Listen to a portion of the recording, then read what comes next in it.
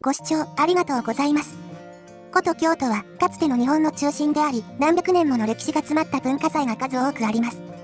また、文化や自然や食べ物など、日本を代表する歴史の魅力が色濃く残る場所でもあります。今回は、そんな京都の中でも簡単に訪れて観光ができる有名スポットを10選ご紹介いたします。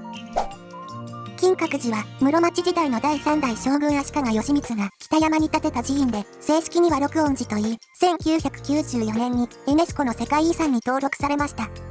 名前の由来は、舎利殿の上の2階と3階が金箔で覆われていることから来ているのは有名です。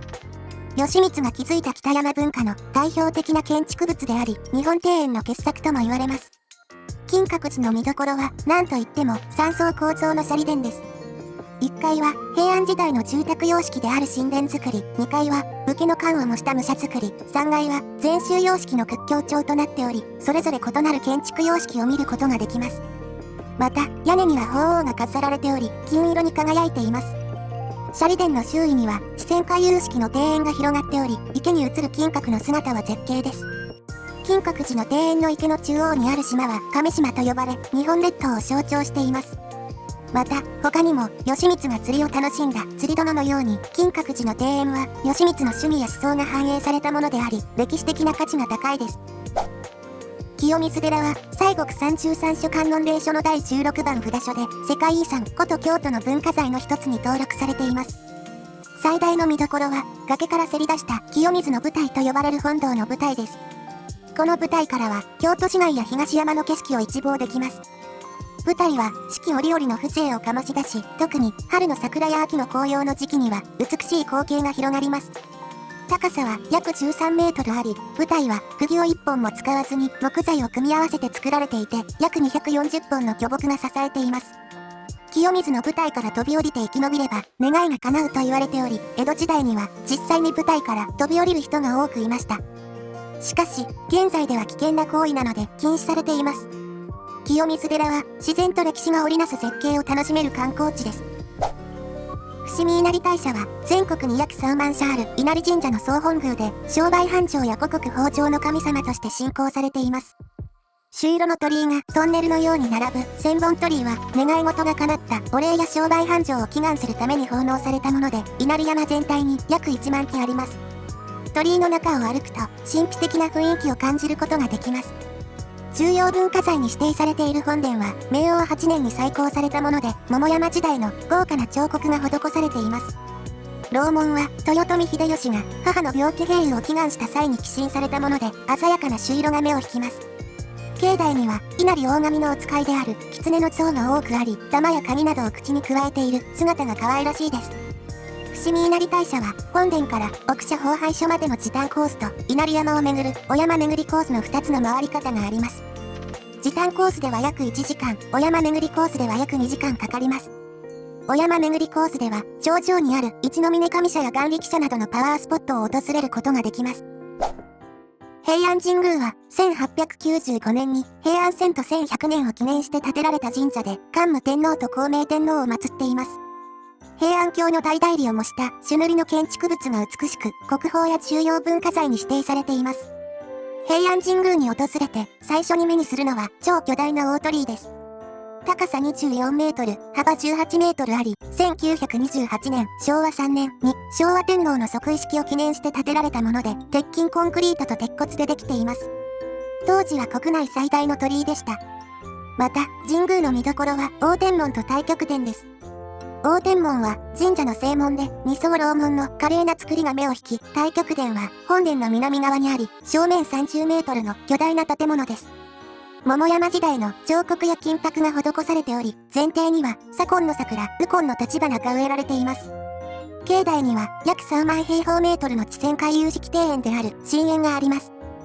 神苑は南、西、中、東の4つの園に分かれており、それぞれに四季折々の花が咲きます。特に春の梅や桜、秋の紅葉は見事です。北野天満宮は学問の神様として知られる菅原道真を祀る神社で、全国に約1万2000社ある天満宮天神社の総本社です。平安時代に菅原道真の怨念を鎮めるために建てられたという歴史があり、朝廷から厚い崇敬を受けてきました。国宝に指定された本殿や数々の重要文化財があり、春の梅園や秋のもみじ園など四季折々の美しさが楽しめます。北野天満宮の最大の見どころは、朱色の鳥居が並ぶ参道と国宝の本殿です。参道には土雲灯籠と呼ばれる独特の形をした灯籠があり、菅原道真が土雲に乗って都から逃げたという伝説にちなんでいます。本殿は1607年に豊臣秀吉の子である秀頼が寄進したもので、桃山時代の豪華な彫刻や金箔が施されています。境内には撫でるとご利益があると言われる牛の像が10体以上あります。牛は菅原道真の使いであり、学問や商売繁盛などにご神徳があるとされています。また、宝物殿では菅原道真ゆかりの文化財や北の刀剣などが展示されています。京都御所は桓武天皇と孝明天皇を祀っています。平安時代から明治時代まで約1000年にわたって皇居として使用された場所で、国宝や重要文化財に指定された朱塗りの建築物が多く残されています。敷地内の面積は約11万平方メートルで約30の建物があります。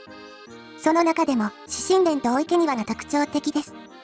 紫宸殿は即位礼などの重要な儀式を行う正殿で、天皇の象徴として最も格式が高いです。大池庭は古御所の前にある地泉回遊式庭園で四季折々の花が咲きます。その他にも建礼門は京都御所の正門で、二層楼門の華麗な造りが目を引きます。初代府の間は正式な三大社の控えの間で虎や鶴などの襖絵が印象的です。清涼殿は天皇の日常生活の場で左右に守り神とされる白虎と清流が描かれています。常野御所は敷地内最大の建物で、明治天皇が過ごした場所です。事前予約をしなくても通年公開されており、入場料も無料です。ただし、月曜日や年末年始など公開休止日がありますので、事前に確認してください。下鴨神社は鴨川沿いにある神社で世界遺産に登録されています。また、日本最古の神社の一つであり、紀元前に創建されたと言われます。学問や芸能の神様として知られる菅原道真をはじめとする多くの歴史的人物を祀っており、御祭神は美麗の神として名高い玉頼姫です。下鴨神社には緑豊かな境内と国宝の本殿があり、境内には約5万平方メートルの自然林である忠須の森があります。ここには約600種類の植物や多くの動物が生息して、四季折々の美しさが楽しめるほか、撫でるとご利益があると言われる牛や亀の像があります。本殿は1394年に建てられたもので、桃山時代の彫刻や金箔が施されています。また、参道にはみたらし池という清水が湧き出る池があり、毎年7月にみたらし祭りという行事が行われます。みたらし祭りでは足を池に浸して清めるという風習があります。さらに、境内には鴨茶屋という茶店があり、下鴨神社ゆかりのお菓子やお茶を楽しむことができます。元利休二条城は江戸時代初期に徳川家康が建てたもので、将軍の京都滞在時の宿泊施設や政務所として使用されました。国宝に指定された本丸御殿と重要文化財に指定された二の丸御殿があり、本丸御殿は将軍の居住空間で桃山時代の豪華な彫刻や金箔が施されています。二の丸御殿は将軍の公務空間で明治維新の大政奉還や五箇条のお正門などの歴史的な出来事が行われた場所です。その他にも二の丸御殿にはうぐいす張りの廊下があり、その上を歩くと音が鳴り、夜間などに侵入者がいればすぐにわかるといった仕掛けがあります。また、二条城には梅林という庭園があります。梅林には約130本の梅が植えられており、春になると白やピンクなどの色とりどりの花が咲きます。錦市場は錦小路通りにある食品販売中心の商店街で約400年前に開設されたと言われます。大昔は平安時代に豊富な地下水を利用して京都御所へ新鮮な魚を収める店が集まり始めたことに始まり、その後江戸時代には魚だけでなく野菜や果物なども扱うようになりました。京の台所と呼ばれ、新鮮で高品質な食材の豊富さと多様さに定評があり、魚、京野菜といった生鮮食材のほか、乾物や漬物、おばんざい、京言葉で日常の惣菜などの加工食品を商う老舗、専門店が約130軒並びます。料亭や旅館などの業務用だけでなく、一般のお客様にも親しまれており、京都独特の食材はほとんどここで揃います。串焼きや天ぷら、寿司などのテイクアウトができる店が多くあるため、食べ歩きにはぴったりです。また、試食やサンプルも豊富にあります。京都タワーは、京都駅のすぐ前にそびえる白い塔で、京都のランドマークとして有名です。1964年に東京オリンピックと同時に完成したこのタワーは海のない京都の街を照らす灯台をモチーフにしており、高さは131メートルあります。京都タワーは世界一高い無鉄骨建築であり、約800トンの重さを地上に支える柱がなく、地下に埋め込まれた基礎だけで支えられています。地上100メートル地点に展望室があり、ここからは京都市内や東寺、清水寺などの歴史的建造物や比叡山や嵐山などの名峰に囲まれた自然の景色を360度見渡すことができます。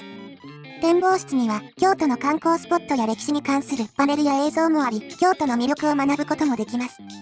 夜になるとタワーは色鮮やかな LED によってライトアップされ、季節やイベントに合わせて様々な色に変化します。いかがでしたでしょうか？今回は京都の簡単に行ける中でも満足度の高いスポットをご紹介いたしました。京都の魅力はまだまだありますが、少しでも伝わったでしょうか？今回も皆様の観光のお役に立てていれば幸いです。このチャンネルでは観光に役立つ情報を発信しています。ぜひチャンネル登録をよろしくお願いいたします。ご視聴ありがとうございました。